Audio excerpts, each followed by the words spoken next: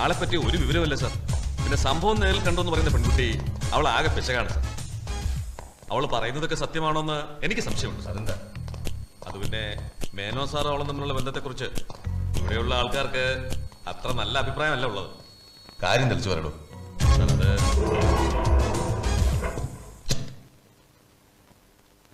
Mister Kaimal. അതെ sir.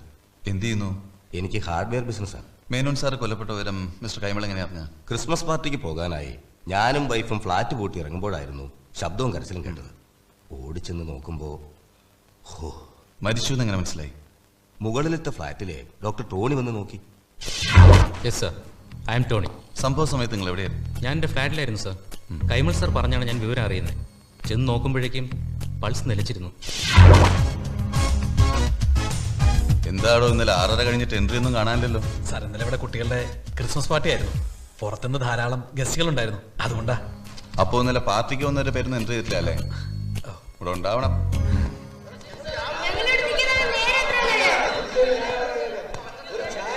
Mister Kaimal, Menon സാറിനെ കൊലപ്പെടുത്തിയത് എന്താ പെൺകുട്ടി? എന്താ കുട്ടിയുടെ പേര്?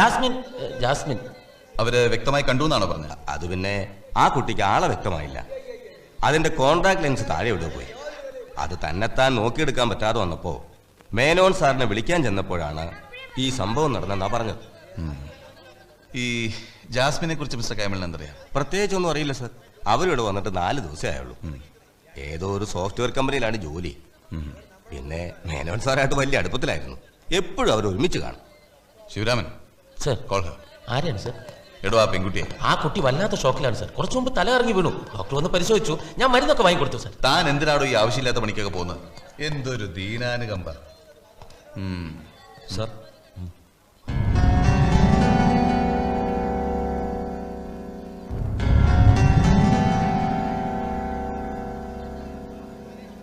ഇനി എല്ലാ തെളിവും അവളുടെ മൊഴിയാ. വിളിക്കോളെ. അല്ല സർ. സർ സർ, ആ ടി വിക്കാരകത്ത് കയറി പടമെടുക്കണമെന്നും ACPയോട് സംസാരിക്കണമെന്നും പറഞ്ഞ് ഭയങ്കര ബഹള. ഞങ്ങൾ പറ്റില്ല എന്ന് പറഞ്ഞിട്ട് സമ്മതിക്കുന്നില്ല. ഞാൻ വരാം.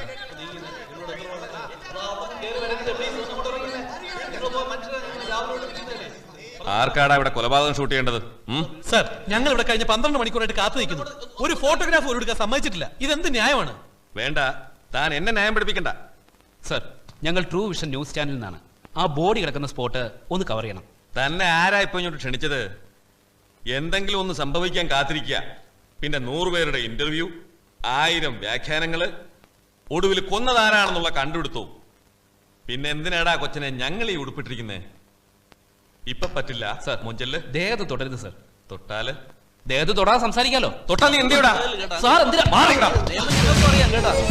ഇവിടെ എത്തി. എക്സ്ക്യൂസ് മീ, മനസ്സിലായില്ല? Vijay, executive director, true vision news service. ദയവായി ഇവരെ ഒന്ന് അകത്തേക്ക് കടത്തിവിടണം. പറ്റില്ല എന്ന് ഇവരോട് മര്യാദയ്ക്ക് പറഞ്ഞല്ലോ. നിങ്ങൾ മര്യാദയ്ക്ക് പറഞ്ഞത് എങ്ങനെയാണെന്ന് ഞാൻ ഇപ്പൊ കണ്ടതാ. താൻ ആരാ എന്നെ മര്യാദ പഠിപ്പിക്കാൻ? Please behave your self. എനിക്ക് സംസാരിക്കേണ്ടത് അകത്തിരിക്കുന്ന തന്റെ ഏമാൻ അസിസ്റ്റന്റ് കമ്മീഷണർ ഉണ്ടല്ലോ, അയാളോടാണ്, തന്നോടല്ല. പച്ച മലയാളത്തിലാ പറഞ്ഞേ അകത്തേക്ക് പോകാൻ പറ്റില്ലാന്ന്.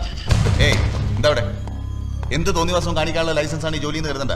അതാദ്യം പറഞ്ഞ് മനസ്സിലാക്കേണ്ടത് ഡിപ്പാർട്ട്മെന്റിലെ കാക്കിയിട്ട ഇതുപോലുള്ള ഗൂണ്ടകളെയാണ്. ഞങ്ങൾ ആരുടെ ഔദാര്യം ചോദിച്ചു വന്നൊന്നുമല്ല. ന്യൂസ് സർവീസ് നെറ്റ്വർക്കിന് നിയമപ്രകാരം അനുവദിച്ചു തന്നിട്ടുള്ള സ്വാതന്ത്ര്യം, അതാണ് ഞങ്ങൾ ആവശ്യം. Stop it mister Vijay. ഒരു വിശദമായ ചർച്ചയ്ക്ക് എനിക്കിപ്പോ സമയമില്ല. ഞങ്ങളുടെ ഡ്യൂട്ടി തടസ്സപ്പെടുത്താനോ വിലപ്പെട്ട തെളിവുകൾ നശിപ്പിക്കാനോ ഞങ്ങൾ ആരെയും സമ്മതിക്കില്ല. മിസ്റ്റർ ആനന്ദ്, ഒന്ന് ചോദിച്ചോട്ടെ, ഞങ്ങൾ ആ മുറിക്കകത്തൊന്ന് കടന്നാലുടനെ ആവിയായി പോകുന്ന എന്ത് വിലപ്പെട്ട തെളിവുകളാണ് അതിനുള്ളിലുള്ളത്? ഇനി അതല്ല, നിങ്ങൾക്കിതൊരു അഭിമാനത്തിന്റെ പ്രശ്നമാണെങ്കിൽ അത് പറഞ്ഞേക്ക്, ഞങ്ങൾ പൊയ്ക്കോളാം. But we will be forced to take up the matter with the home minister. കയറ്റി വിട്ടു. ഇനി ഞാനായിട്ട് മാധ്യമ സ്വാതന്ത്ര്യം വലിക്കുന്നു വേണ്ട. കയറ്റിവിട്ടാൽ മാത്രം പോരാ, ജസ്റ്റിസ് മേനോൻ വധത്തെ കുറിച്ചുള്ള സാറിന്റെ കമന്റും നോ കമന്റ്സ്. മതി. ആ ക്യാമറ റെഡിയാവുമ്പോ സാർ ഇത് ഒന്നുകൂടി പറയണം. No comments. സർ, ആ പെൺകുട്ടി വെയിറ്റ് ചെയ്യുന്നു. Jasmine. Jasmine. Say yes or no. Yes. Then tell me. അയാളെ കണ്ടാൽ എങ്ങനെ ഇരിക്കും? എന്താ പറയാൻ ബുദ്ധിമുട്ടുണ്ടോ? അതല്ല, ഞാൻ കണ്ടില്ല. കണ്ടു എന്ന് നിങ്ങൾ തന്നെയല്ലേ പറഞ്ഞ? ഇപ്പൊ മാറ്റി പറയുന്നത് എന്താ? എന്താ ചോദിച്ചിട്ടില്ലേ? അത് എനിക്ക് എനിക്ക് വ്യക്തമായി കാണാൻ കഴിഞ്ഞില്ല. എന്റെ കോണ്ടാക്ട് ലെൻസ് താഴെ വീണുപോയി. അപ്പോഴാണ് ആ കൃത്യസമയത്ത് തന്നെയാണ് കൊല നടന്നത് അല്ലേ? എന്താ സാർ ഉദ്ദേശിക്കുന്നത്? ഞാൻ ഉദ്ദേശിക്കുന്നത് നിങ്ങൾ ഇവിടെയുള്ള മറ്റുള്ളവരോടും പോലീസുകാരോടും പറഞ്ഞൊന്നും ഞാൻ വിശ്വസിക്കുന്നില്ല എന്ന്. Your explanation of the situation is least convincing. For instance, എല്ലാവർക്കും അറിയാവുന്ന ഒരു കാര്യം, A fact of common knowledge, ഇത്തരത്തിലുള്ള ശക്തിയേറിയ കോൺടാക്ട് ലെൻസ് ഉപയോഗിക്കുന്ന ആരും അത് നഷ്ടപ്പെട്ടാൽ ഉപയോഗിക്കുന്നതിനായി അതേ പവറുള്ള ഒരു കണ്ണട സൂക്ഷിക്കാറുണ്ട്. നിങ്ങൾക്ക് അത്തരത്തിലൊരു കണ്ണടയുണ്ടോ? ഉണ്ടെങ്കിൽ അത് നിങ്ങളുടെ ഫ്ലാറ്റിലുണ്ടോ? എങ്കിൽ എന്തുകൊണ്ട് കോൺടാക്ട് ലെൻസ് നഷ്ടപ്പെട്ടപ്പോൾ സഹായത്തിന് മേനോനെ വിളിക്കാൻ ഒരുങ്ങാതെ ആ കണ്ണട എടുത്ത് വെച്ചില്ല? പക്ഷേ അതിന്റെ ഗ്ലാസ് പൊട്ടിപ്പോയി. നിങ്ങൾ ആരോടാണ് സംസാരിക്കുന്നതെന്ന് ഓർമ്മയാണ്. കണ്ണടയുടെ ഗ്ലാസ് പൊട്ടുക, കോൺടാക്ട് ലെൻസ് താഴെ പോവുക, ആരും കാണാത്തൊരു കൊലപാതകയെ കണ്ടു എന്ന് പറയാ, എന്നിട്ട് അയാളെ തിരിച്ചറിയാതിരിക്കുക. കൊള്ളാം, വളരെ നന്നായിട്ട്. And don't think that I'm a fool.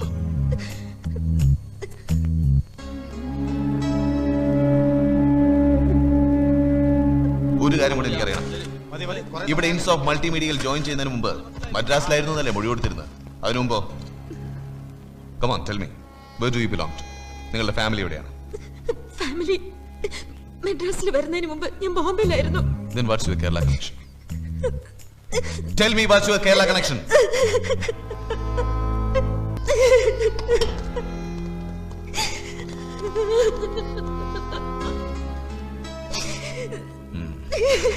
പോയിക്കോളൂ. ആ പിന്നൊരു കാര്യം, നമ്മൾ ഇനിയും കാണും നാളെ എന്റെ ഓഫീസിൽ. അപ്പോൾ ഞാൻ ഈ ചോദിച്ച ചോദ്യങ്ങൾക്ക് വ്യക്തമായ മറുപടി ഇട്ടിരിക്കണം. മനസ്സിലായോ?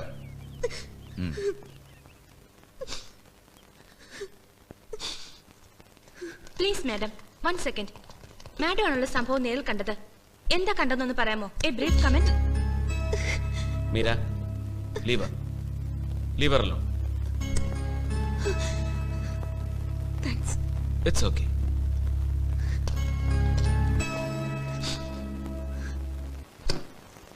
Good evening. വരണം. എനിക്കറിയായിരുന്നു നീ വരുമെന്ന്.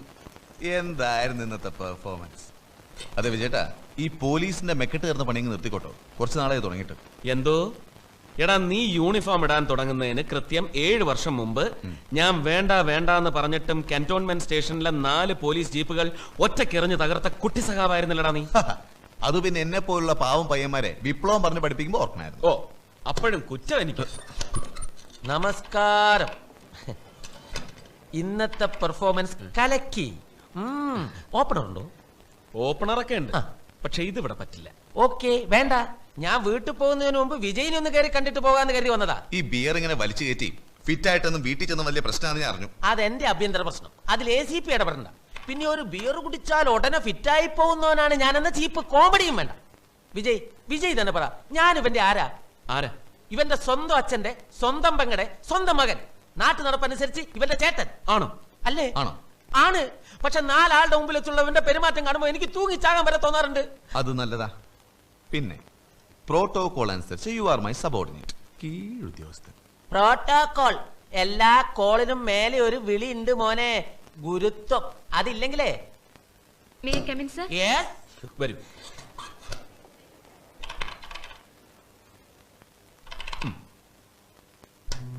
ഒരു മിനിറ്റ്. ന്യൂസിൽ 3 മിനിറ്റ് സ്റ്റോറി മീരയുടെ കമന്ററിയും കൊടുത്തോളൂ. ശരി സർ. ഓക്കെ. പിന്നെ എന്തായി നിന്റെ അന്വേഷണം? Got any clue? Absolutely nothing. Menon സാറിനെ പോലൊരാളെ കൊന്നിട്ട് ആർക്ക് എന്ത് കിട്ടാനാ? സ്വത്ത് കിട്ടാൻ, അല്ലെങ്കിൽ മേനോൻ ജീവിച്ചിരിക്കുന്നത് ഒരു ഭീഷണിയായി കരുതുന്നവരും ഉണ്ടാവാം. That's right. ഞാൻ ആ ആംഗിളൊക്കെ ചെക്ക് ചെയ്തു. കരോളിന് വന്ന് വിളിച്ച കുട്ടികളാണെന്ന് കരുതിയിട്ടാണ് മേനോൻ സാർ വാല് തുറന്നത്. ഇട്ടിരിക്കുന്ന ഡ്രസ്സും മാസ്കും ഒക്കെ അതാണ് സൂചിപ്പിക്കുന്നത്. പക്ഷെ വന്നയാൾ അകത്ത് കയറാനോ സംസാരിക്കാനോ കൂട്ടാക്കാതെ ഷൂട്ട് ചെയ്യാനോ ഉണ്ടായത്. ഇങ്ങനെ ബിഹേവ് ചെയ്യുന്ന പലപ്പോഴും വാടാ കൊലയാളികളാണ്. You are right.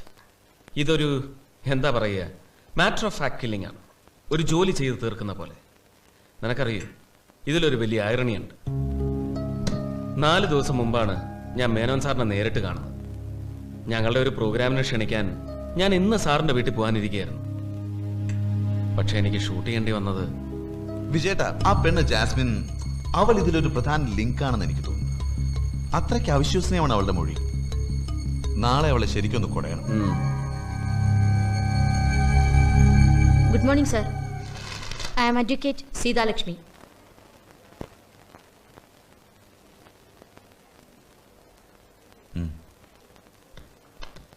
കൊള്ളാം. ലീഗൽ പ്രൊട്ടക്ഷനോടെയാണല്ലോ വരവ്.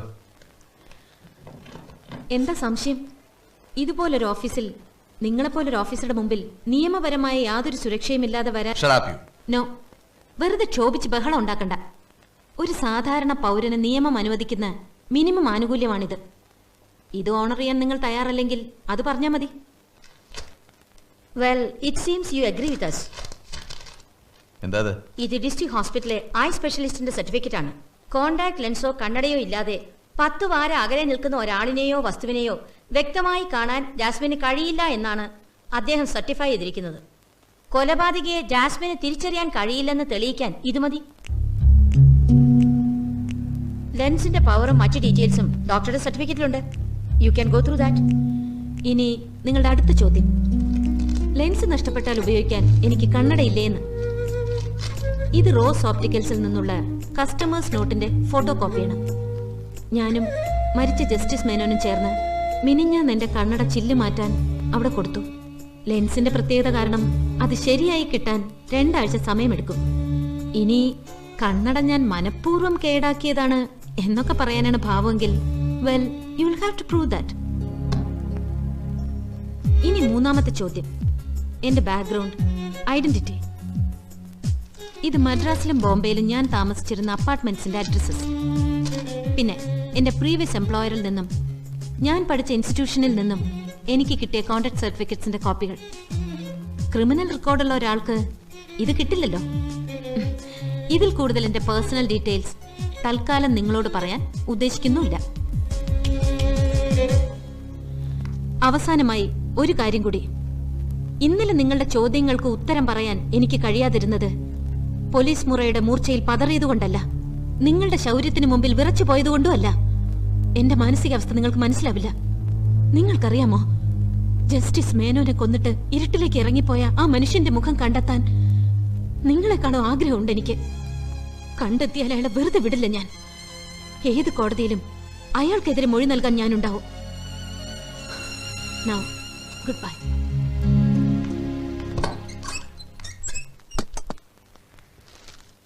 എന്തെങ്കിലും ആവശ്യമുണ്ടെങ്കിൽ എന്നെ ഓഫീസിലേക്ക് വിളിച്ചാൽ മതി. ശരി, ഓക്കെ, ഞാൻ വരട്ടെ. ഹായ് വിജയ്. ഹായ്. എന്താ ഇവിടെ? ഞാൻ ആ ACP ഒന്ന് കാണാൻ വന്നത്. ആ ജാസ്മിൻ, ഇത് mister Vijay, true vision news സർവീസിന്റെ ചീഫാണ്. ഇത് ജാസ്മിൻ. ഞാനറിയും, ഞങ്ങൾ ഇന്നലെ കണ്ടിരുന്നു. ഒരുപക്ഷെ എന്നെ ഓർക്കുന്നുണ്ടാവില്ല. ഓർക്കുന്നു. മിസ്റ്റർ വിജയ് മാത്രമാണ് ഇന്നലെ എന്നോട് അല്പം കരുണ കാട്ടിയത്. അതെന്താ? എന്നെ മീഡിയയുടെ ആക്രമണത്തിൽ നിന്ന് രക്ഷിച്ചത് മിസ്റ്റർ വിജയാണ്. ആഹാ, എങ്കിൽ നിങ്ങൾ സംസാരിക്കേ, എനിക്ക് അല്പം തിരക്കുണ്ട്. പിന്നെന്താ ഈ കാര്യങ്ങളൊക്കെ? ഒന്നും ആയില്ല. എന്റെ നിരപരാധിത്വം തെളിയിക്കാൻ ചില ഡോക്യുമെന്റ്സ് കൊടുത്തു. പിന്നെ ഇന്നത്തെ പത്രങ്ങൾ കണ്ടോ? മീഡിയയ്ക്ക് ഒരു പുതിയ വിവാദ സുന്ദരിയെ കൂടി കിട്ടിയിരിക്കുന്നു, ജാസ്മിൻ. പക്ഷേ നിങ്ങളുടെ ട്രൂ വിഷൻ ന്യൂസ് അവിടെയും എന്നോട് ദയ കാണിച്ചു. എന്നെക്കുറിച്ചുള്ള പരാമർശങ്ങൾ ഒഴിവാക്കി. ദയ കാണിച്ചൊന്നുമല്ല, ഞങ്ങളുടെ ചാനലിന്റെ ഒരു ജനറൽ പോളിസിയാണത്.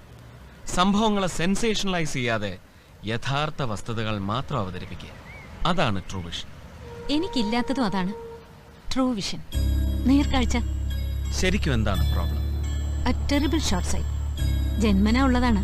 ലെൻസ് ഇല്ലെങ്കിൽ ഏതാണ്ട് ബ്ലൈൻഡ് ആണ്. Good morning sir. Hi Vijay. Hi.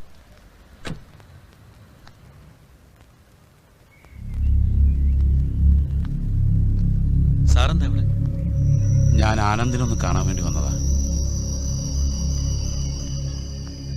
Retired DGP ആണ് RV തമ്പുരാൻ.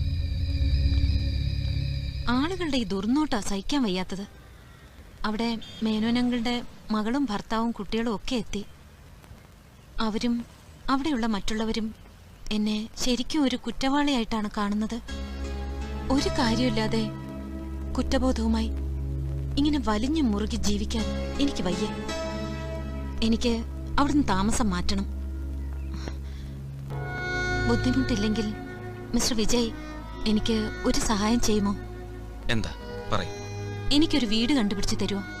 എത്രയും പെട്ടെന്ന് കഴിയുമെങ്കിൽ ഇന്ന് തന്നെ. ഞാൻ കഴിഞ്ഞ ആഴ്ചയും മേനോനെ കണ്ടതാണ്. വലിയ സന്തോഷവാനായിരുന്നു. ഒരുപാട് സംസാരിച്ചു, ചീട്ട് കളിച്ചു.